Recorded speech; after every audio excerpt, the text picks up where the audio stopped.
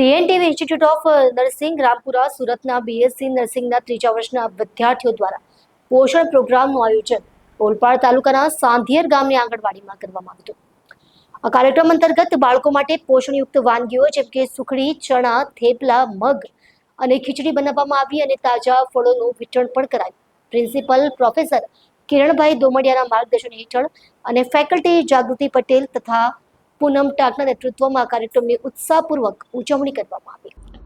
ઓલપાડ તાલુકાના સાંધિયર ગામે આવેલા પ્રાથમિક આરોગ્ય કેન્દ્ર હેઠળ આવેલી આંગણવાડી ખાતે આજે પોષણ પ્રોગ્રામના ભાગરૂપે ખાસ કાર્યક્રમનું આયોજન કરવામાં આવ્યું। આ કાર્યક્રમ ટીએનટીવી ઇન્સ્ટિટ્યૂટ ઓફ નર્સિંગ રામપુરા સુરતના બીએસસી નર્સિંગના 5મા સેમેસ્ટરના વિદ્યાર્થીઓ દ્વારા યોજાયો હતો।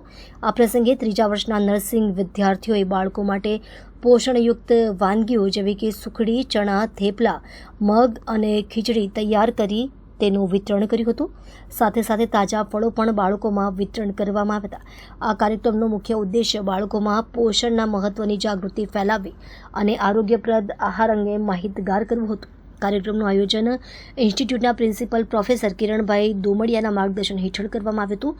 જ્યારે નર્સિંગ ફેકલ્ટી જાગૃતિબેન પટેલ અને પૂનમ ટાંકે સમગ્ર કાર્યક્રમનું સફળ નેતૃત્વ કર્યું હતું। સ્થાનિક સ્તરે સામાજિક અને આરોગ્યલક્ષી કાર્યક્રમો બાળકોના સર્વાંગી વિકાસ માટે મહત્વપૂર્ણ બની રહે છે અને નર્સિંગ વિદ્યાર્થીઓ માટે પણ પ્રયોગાત્મક જ્ઞાન મેળવવાનો ઉત્તમ અવસર પૂરો પાડી શકે છે।